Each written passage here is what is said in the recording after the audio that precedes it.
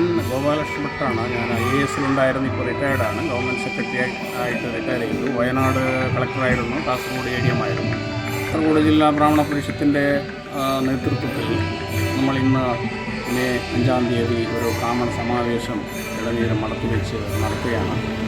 ഈ ബ്രാഹ്മണ സമാവേശം നടത്തേണ്ടതിൻ്റെ ആവശ്യകത എന്താണ് എന്ന് എല്ലാവർക്കും അറിയാമായിരുന്നു. ഇപ്പോൾ കുറച്ച് സമയങ്ങളിൽ ഇങ്ങോട്ട് ബ്രാഹ്മണ സമുദായം മറ്റുള്ള പല മേഖലകളിൽ നിന്നും ഒരുപാട് വെല്ലുവിളികൾ നേരിട്ടുകൊണ്ടിരിക്കുന്ന സമയത്ത് ബ്രാഹ്മണരെല്ലാം ഏത് കാറ്റഗറിയിൽപ്പെട്ട ബ്രാഹ്മണരായാലും ഒരു പൊതു ആവശ്യത്തിന് വേണ്ടി പോരാടേണ്ട ഒരു സമയം വന്നിരിക്കുന്നു. അപ്പം അതിൻ്റെ രൂപരേഖകൾ, അതിൻ്റെ പദ്ധതികൾ എന്തൊക്കെയാണ് എന്ന് നമ്മൾ ആലോചിക്കാൻ വേണ്ടി ജില്ലയിലെ എല്ലാ വിഭാഗത്തിൽപ്പെട്ട ബ്രാഹ്മണരെയും, ഏകദേശം 7 വിഭാഗങ്ങളുണ്ട് എന്നാണ് പറയുന്നത്. 7 വിഭാഗങ്ങളിൽപ്പെട്ട് 40,000-ഓളം മെമ്പേഴ്സുണ്ട്, ബ്രാഹ്മണ സമുദായത്തിൽപ്പെട്ട ആൾക്കാരുണ്ട് എന്നാണ് നമ്മുടെ കണക്ക്. ഇവരെല്ലാം കൊടുത്തിക്കൊണ്ട് നമുക്ക് നമ്മുടെ ഭാവി പരിപാടികൾ ആസൂത്രണം ചെയ്യേണ്ടതുണ്ട്.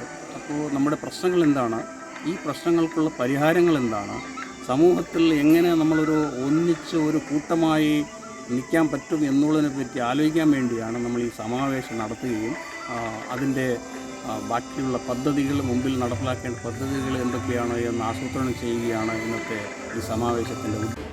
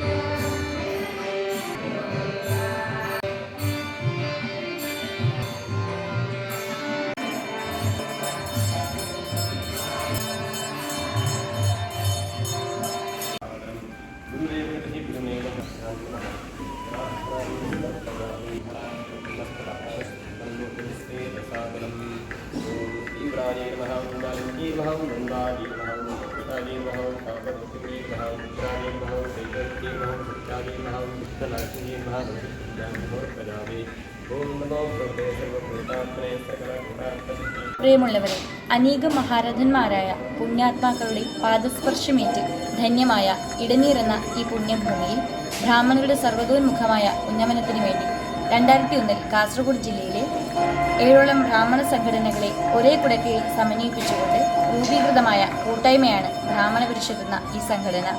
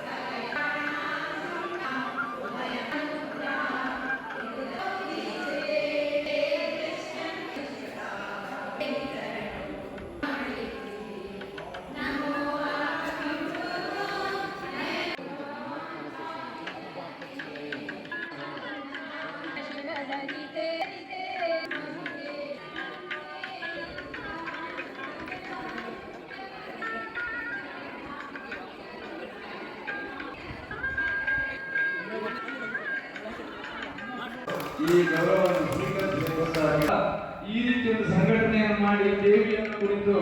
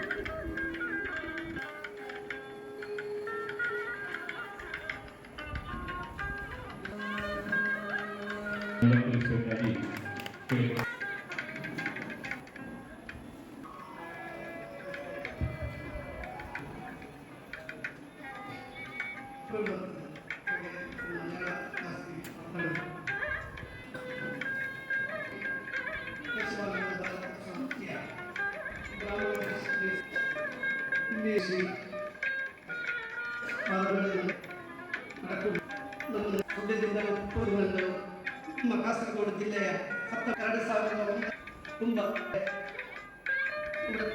ಕಾಸರಗೋಡು ಜಿಲ್ಲೆಯಲ್ಲಿ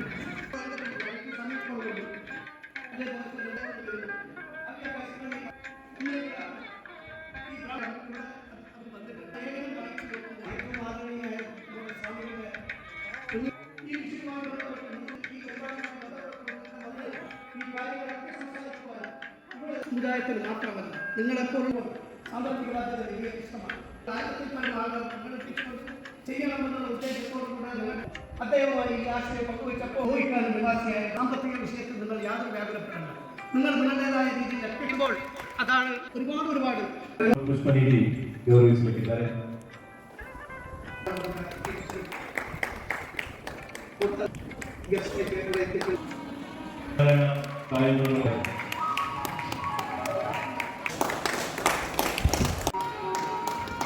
ശ്രീ വെങ്കടേശ്വര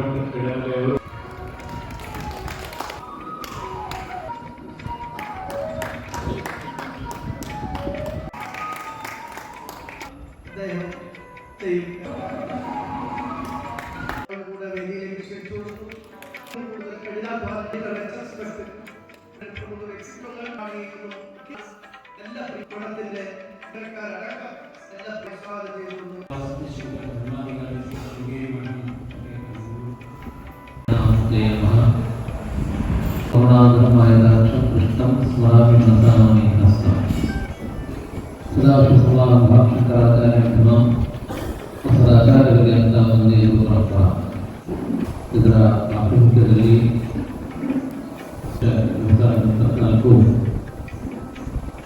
ಇವತ್ತು ಈ ಸಮಿತಿಯಲ್ಲಿ ನಡೀತಾ ಇದೆ.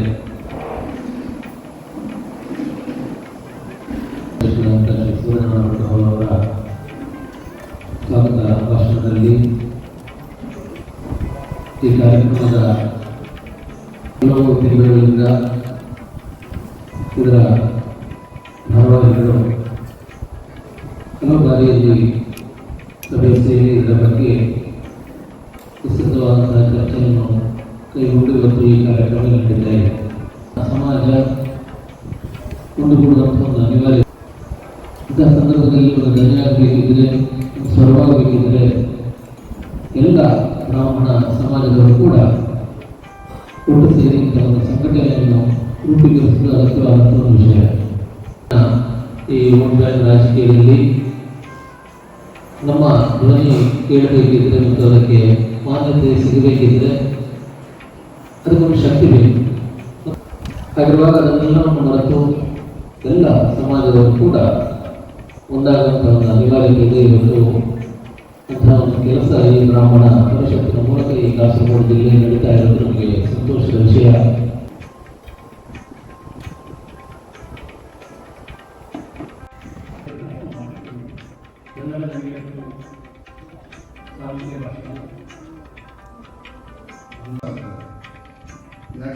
ಸಂಖ್ಯೆ ಶಕ್ತಿ ಪ್ರಭಾವಿದೆ. ಗ್ರಾಮ ಸಂಘಟನೆಗಳ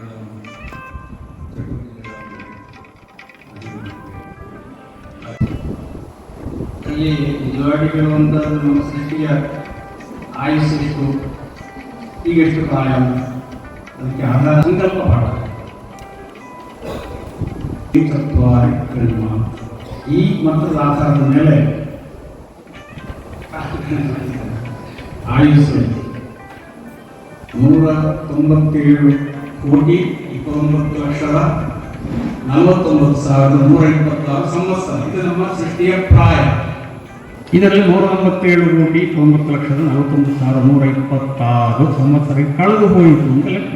ಅದೇ ಸೂರ್ಯನ ಮೇಲೆ ಅವಲಂಬಿತವಾಗಿದೆ. ಸೂರ್ಯನ ಇನ್ನು ಬಾಕಿ ಹೀಲಿಯಂ ಮತ್ತು ಹೈಡ್ರೋಜನ್. ಹೈಡ್ರೋಜನ್ ಹೀಲಿಯಂ ಆಗುವಂತಹ ಸಂದರ್ಭದಲ್ಲಿ ಅಗಾಧ ಪ್ರಮಾಣದಲ್ಲಿ ಉಷ್ಣ ಮತ್ತು ಬೆಳಕು ಪ್ರೊಡ್ಯೂಸ್ ಆಗ್ತದೆ, ಉತ್ಪಾದನೆ ಆಗ್ತದೆ. ಭೂಮಿ ಬುಧ ಗ್ರಹದವರೆಗೆ ಆತ ವ್ಯಾಪಿಸ್ತಾನೆ. ಆಗ ಭೂಮಿಯಲ್ಲಿ ಯಾವ ಚರಾಚರ ವಸ್ತುಗಳು ಉಳಿಯುವುದಿಲ್ಲ. ಆಮೇಲೆ ಸೂರ್ಯಕ್ಕೂ ಉಚ್ಚನಾಗ್ತಾನೆ ಅಂತ ಶಾಸ್ತ್ರ. ಆಗ ಇಂಟಿಕಲ್ ವಿಷಯವನ್ನು ಹೇಳ್ತಾ ಇಲ್ಲ. ಇದು ನಮಗೆ ಗ್ರಾಜುವಲಿ ನಾವು ಈ ಒಂದು condition, both criminal and civil lawyers ಅನ್ನು ಇಟ್ಕೊಂಡು ಒಂದು ಲೀಗಲ್ ಫಾರಮ್ ಡಿಸ್ಟ್ರಿಕ್ಟ್ ಲೆವೆಲ್ ಮಾಡಬೇಕು. ಏನ್ಗಳನ್ನು ಕಾಣದೇ ಇರುವಂತಹ ಆ ರೀತಿಯ ಒಂದು ಒಳ್ಳೆ ನಮ್ಮ ಅಂಡರ್ನಲ್ಲಿರಬೇಕು. ಆಮೇಲೆ ಕಳೆದ ಸಲ ಬಡವರಿಗೆ ಕಲಿಯಲಿಕ್ಕೆ ಸಾಧ್ಯ ಇಲ್ಲದ ವಿದ್ಯಾರ್ಥಿಗಳಿಗೆ ಒಂದು ಯೋಜನೆ ಯಾವುದಕ್ಕೂ ಮುಖ್ಯ ಮುಖ್ಯ. ಸೊ ನಾವು ವಾಪಸ್ ಕ್ರಿಯೇಟ್ ಮಾಡಿ ಈ ಡಿಮ್ಯಾಂಡ್ಸ್ ಅನ್ನು ಈ ರೀತಿಯ ಸಮಾಜ ಬಂದಿದ್ದು ನಾವು ಗುರುಗಳ ಹತ್ರ ಹೋಗಿ ಅರ್ಥಾಂತ ಗುರುಗಳೇ ಇದ್ದೇವೆ. ಬ್ರಾಹ್ಮಣರನ್ನು ಒಂದುಗೂಡಿಸಿ ಬಳಸಬೇಕು. ಒಂದುಗೂಡಿಸಿದ್ರೆ ಅದೊಂದು ಶಕ್ತಿ ಆಗ್ತದೆ. ಈ ಶಕ್ತಿ ಆದರೆ ನಮ್ಮಲ್ಲಿ ಪೊಲಿಟಿಕಲ್ ಬ್ಯಾಕ್ಗ್ರೌಂಡ್ ಇದ್ದಾರೆ, ಡಾಕ್ಟರ್ಸ್ ಇದ್ದಾರೆ, ಆಮೇಲೆ ಇಂಡಸ್ಟ್ರಿಯಲ್ಸ್ ಇದ್ದಾರೆ. ಎಲ್ಲ ವಿಧದಲ್ಲಿಯೂ ಎಲ್ಲ ಉದ್ಯೋಗ ಎಲ್ಲ ಕ್ಷೇತ್ರಗಳಲ್ಲೂ ಗಣ್ಯರಿದ್ದಾರೆ. ಅವರನ್ನೆಲ್ಲ ಒಗ್ಗೂಡಿಸಿದ್ರೆ ಒಂದೊಂದು ವಲಯಕ್ಕೆ ಒಂದೊಂದು ಟೀಮನ್ನು ಮಾಡಬೇಕು. ಒಂದೊಂದು ಟೀಮನ್ನು ಮಾಡಿ ಆಮೇಲೆ ಕೈಯಲ್ಲಿ ಇವಾಗ ಸೈಬರ್ ಸೆಲ್ ಆಗಿ ಒಂದು ಸೈಬರ್ ಸೆಲ್ ಕೂಡ ಕ್ರಿಯೇಟ್ ಮಾಡಬೇಕು. ಬಾಕಿ ಶಕ್ತಿಗಳು ನಮ್ಮನ್ನು ಅಟ್ಯಾಕ್ ಮಾಡ್ತಾರೆ. ಒಂದ್ಸಲಿ ಬ್ರಾಹ್ಮಣರು ಎಲ್ಲರೂ ಒಟ್ಟು ಸೇರಿದ್ದಾರೆ. ಇವಾಗ ನೋಡಿ ನಮ್ಮಲ್ಲಿ ಒಂದು ಗೌರ್ಮೆಂಟ್ ಪರ್ಸ್ಪೆಕ್ಟಿವ್ ಏನಾದರೂ ಕೆಲಸ ಆಗಬೇಕು. ಗೌರ್ಮೆಂಟ್ ಅಲ್ಲಿ ಒಳ್ಳೆ ಪೊಸಿಷನ್ ಇದ್ರೆ ಎಲ್ಲ ಪಾರ್ಟಿಗಳು ಬಂದಿರ್ತಾರೆ. ಇವರು ನೋಡಿ ಜಯರಾಮ್ ಇರ್ತಾರೆ, ಸೂರ್ಯನಾರಾಯಣ ಮತ್ತು ಇವರು ನಮ್ಮಲ್ಲಿ ಇದ್ದಾರೆ. ಆಮೇಲೆ ಪಿ ಶಂಕರನಾರಾಯಣ ಇವರು ಸುಮಾರು ಜನ ಒಳ್ಳೆ ಒಳ್ಳೆ ಪೊಲಿಟಿಕಲ್ ಬ್ಯಾಕ್ಗ್ರೌಂಡ್ ಮಾಡಿದ್ದಾರೆ. ಪೊಲಿಟಿಕಲ್ ಏನಾದ್ರು ಕೆಲಸ ಆಗಬೇಕಾದ್ರೆ ಇವರು ಅದಕ್ಕೋಸ್ಕರ ನಮ್ಮಲ್ಲಿ ಡಾಕ್ಟರ್ಸ್ ಇಲ್ಲ. ಇವಾಗ ಅವರು ಗೋಪಾಲ ಹೇಳಿದ್ದಾರೆ ಡಾಕ್ಟರ್ಸ್ ಇಲ್ಲ. ನಮ್ಮ ಹತ್ರ ಯಾರಿಗೂ ಗೊತ್ತಿಲ್ಲ ಯಾರು ಎಲ್ಲಿ ಏನು ಕೆಲಸ ಮಾಡ್ತಾ ಇದ್ದಾರೆ. ಅವರವರ ಇದಕ್ಕೆ ನಿಂತರೆ ಒಬ್ಬನೇ ಒಬ್ಬ ಹೋಗಿ ಏನಾದರೂ ಹೋರಾಡ್ತಾ ಇದ್ದರೆ ಯಾವುದೇ ವಿಷಯವನ್ನು ಮುಂದೆ ತಗೊಂಡು ಹೋಗ್ಲಿಕ್ಕೆ ಸಾಧ್ಯ ಇಲ್ಲ. ಆದ ಕಾರಣ ನಾನು ಏನೇ ಹೇಳ್ತಾ ಇದ್ದೇನೆ ಅಂದರೆ ನಮ್ಮ ಬ್ರಾಹ್ಮಣರಿಗೆ ಹೆಲ್ಪ್ ಆಗುವಂಥ ಯಾವುದೇ ಕಾರ್ಯಗಳಿಗೂ ಇದರಲ್ಲಿ ಸಬ್ ಕಮಿಟಿಯನ್ನು ಮಾಡಿ ಆ ಸಬ್ ಕಮಿಟಿಯಿಂದ ಮುಂದೆ ತಗೊಂಡು ಹೋಗುವಂತೆ ಆಗಬೇಕು ಅಂತ ನನ್ನ ಆಶೆ. ശങ്കരാചാര്യ പാദങ്ങളെ സ്മരിച്ചു നമ്മുടെ ഇടമേ മഠാധിപതി ശ്രീ സച്ചിദാനന്ദ ഭാരതത്തെ നമസ്കരിച്ചുകൊണ്ട് നമ്മുടെ കാസർഗോഡ് ജില്ലയിൽ കേന്ദ്രീകൃതമായ ഗ്രാമ പരിഷത്തിൽ ഈ മഹാസമ്മേളനത്തിൽ പങ്കെടുക്കാൻ അവസരം കിട്ടിയത് നമ്മുടെ കുടിയിരിക്കുന്നതിൽ ഏകദേശം ഒരു 80% ആളുകൾ കന്നഡ ഭാഷക്കാരായിരിക്കുമെന്ന് എനിക്കറിയാം. എങ്കിലും എനിക്ക് കന്നഡയിൽ കേട്ടാൽ അറിയെങ്കിലും സംസാരിക്കാൻ അറിയാത്തതുകൊണ്ട് ഞാൻ 2 വാക്ക് മലയാളത്തിൽ മാത്രം സംസാരിക്കുന്നുണ്ട്. ವೇದಿಕೆಯಲ್ಲಿ ಉಪಸ್ಥಿತರಾದ ಮಹಾನೀಯರೇ, ಗಣ್ಯರೇ, ಸದನದ ಆಸೀನರಾಗಿರುವಂತಹ ಎಲ್ಲ ಬ್ರಾಹ್ಮಣ ಬಂಧುಗಳಿಗೆ ನನ್ನ ವಂದನೆಗಳು. ನಾಮೂರ್ತಿ ಗೋಪಾಲಕೃಷ್ಣ ಪಾದಗಳಲ್ಲಿ ಶಿರಸ ಪ್ರಮಾಣಗಳನ್ನು ಸಲ್ಲಿಸುತ್ತಾ ವೇದಿಕೆಯಲ್ಲಿರುವ ಎಲ್ಲ ಗಣ್ಯರನ್ನು ಈ ಸಭೆಯಲ್ಲಿ ಉಪಯೋಗಿಸಲಿರುವ ಎಲ್ಲ ಬ್ರಾಹ್ಮಣ ಬಂಧು ಭಗಿನಿಯರನ್ನು ವಂದಿಸುತ್ತಾ ಎರಡು ಮಾತು. ಶ್ರೀ ಸುಬ್ರಹ್ಮಣ್ಯ ಕನ್ನಡಾಯ ಅವರಿಗೆ ಮುರಳಿ ಕ್ಷೇತ್ರ ರಾಬರ್ಟ್ ಅವರು ಅವರು ಸ್ಮರಣೆಗೆ ನೀಡಿ concluding this vibrant ceremony. ഇടത് മഠാധിപതി ശ്രീ ശ്രീ സച്ചിദാനന്ദ സ്വാമി അവർ വ്യക്തിത്വങ്ങൾ എല്ലാവരായ കുടുംബാംഗങ്ങൾ സഹനരുടെ കൂട്ടായ്മയായ ബ്രാഹ്മണ പരിഷത്തിൻ്റെ സമാവേശം 2024 പരിപാടിയുടെ ഉദ്ഘാടന പരിപാടിയാണ് ഇവിടെ സ്വാമിജിയുടെ അനുഗ്രഹത്തോടുകൂടി ആരംഭിച്ചത്. വിശിഷ്ട വ്യക്തിത്വങ്ങൾ സംസാരിച്ച വിഷയങ്ങൾ ബ്രാഹ്മണരുടെ ഉന്നമനത്തിന് വേണ്ടി നമുക്കൊക്കെ തന്നെ ഒറ്റക്കെട്ടായി മുന്നോട്ട് പോകാം എന്ന ആശയമാണ് ഔപചാരികമായി ഉദ്ഘാടനം ചെയ്തത് നമ്മുടെ ബഹുമാനപ്പെട്ട ആദരണീയനായ സ്വാമിജി ശ്രീ ശ്രീ സച്ചിദാനന്ദ ഭാരതി അവരാണ്. അദ്ദേഹം ಇವತ್ತಿನ ಕಾರ್ಯಕ್ರಮದಲ್ಲಿ ನನಗೆ ನಿಮ್ಮ ಜೊತೆ ನನಗೆ ಭಾಗವಹಿಸಲಿಕ್ಕೆ ಒಂದು ಅವಕಾಶ ಸಿಕ್ಕಿದ್ದಕ್ಕೋಸ್ಕರ ನನಗೆ ಹೆಮ್ಮೆ ಇದೆ. ನನಗೆ ಮುಂದೆ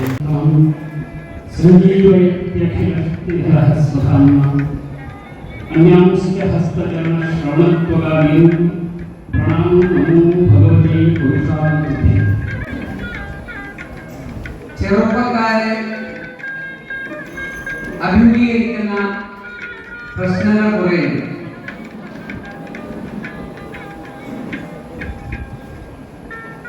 ഈ ബ്രാഹ്മണ പരിഷത്തിന്റെ ഈ സമാവേശ യോഗത്തിന് ഒരു 18-നും 30-നും വയസ്സിനും ഇടയിലുള്ള എത്ര പേര് ഇവിടെ എത്തിയിട്ടുണ്ട്? ആ ഒരു 10% 10-15 പേര് മാക്സിമം യൂത്ത് ഇവിടെ എത്തി.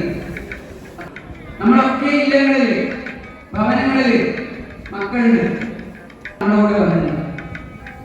അപ്പോൾ ഈ യുവജനങ്ങള് എന്തുകൊണ്ടാണ് നമ്മൾ ഇതുപോലുള്ള പരിസരത്ത് പോലുള്ള സംഘടനകളിൽ വരുന്നില്ല? ഗോഡാശ്രീ മുഖ്യയോഗുരു ദൈവ സംസ്മരണാദേവ ജന്മമേ പാദ പത്മയോ സ്മരണം സദാ സർവദാ സർവശിഷ്യാണാം തുര്യാത് പാപേന.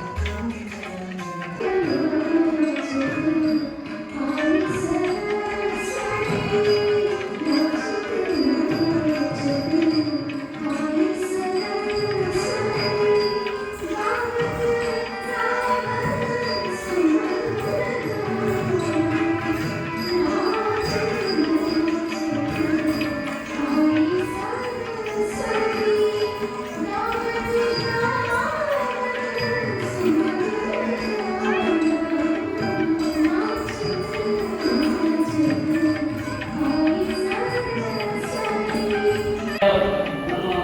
ಸಭೆಯ ಗುರುವಿನ ಅಧ್ಯಕ್ಷರಾಗಿ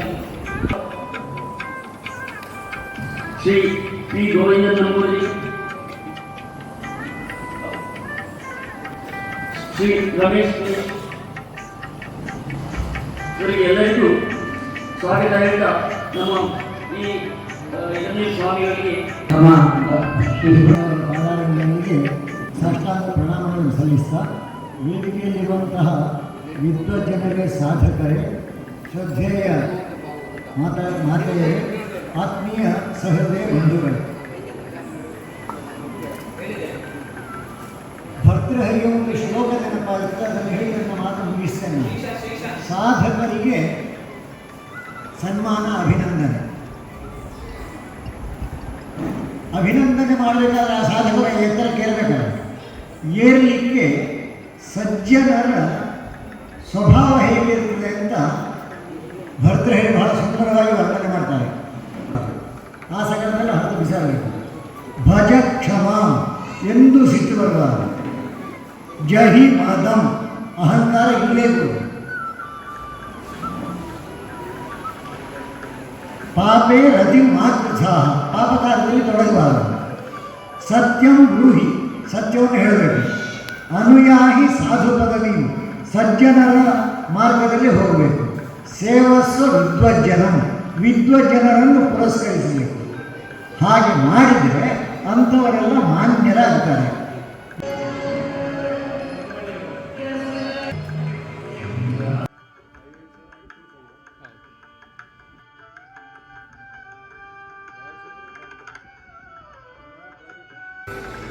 ക്രിയാത്മകമായ കഴിവുകളെ അംഗീകരിക്കാനും പ്രോത്സാഹിപ്പിക്കുവാനും ഈ കൂട്ടായ്മയിലൂടെ സാധ്യമാകട്ടെ എന്ന പ്രാർത്ഥനയോടെ ക്യാമറമാൻ ചിത്രാഞ്ജലി ആർട്സിനൊപ്പം ശിവദ നീലമന.